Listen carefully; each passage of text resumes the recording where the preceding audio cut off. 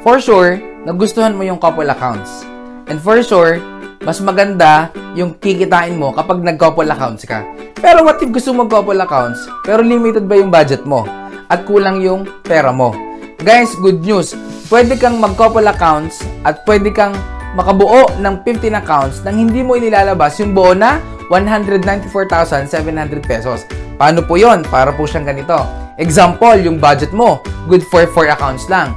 Ang maging posisyon ng accounts mo is katulad nito. So, wife 1. And then sa right mo, dun mo ilalagay si wife 2, wife 3, at wife 4. Sa dulo ni wife 4, pwede ka nang maglagay ng 2 downlines. At kung ang budget mo naman is good for 7 accounts, ano yung pwedeng magandang positioning in preparation sa 15 accounts? Ganito po yan. So, si wife 1, nasa right niya, si wife 2, 3, at 4. Siyempre, may 2 na yung downline. Now, the good news, sa left naman, si husband 1, husband 2, at husband 3. Doon mo naman ilalagay yung another 2 downlines. Ibig sabihin, kapag naka 7 accounts ka, pwede ka na maglagay ng 4 na downlines. Guys, take note, yung kinikita mo, isave mo muna.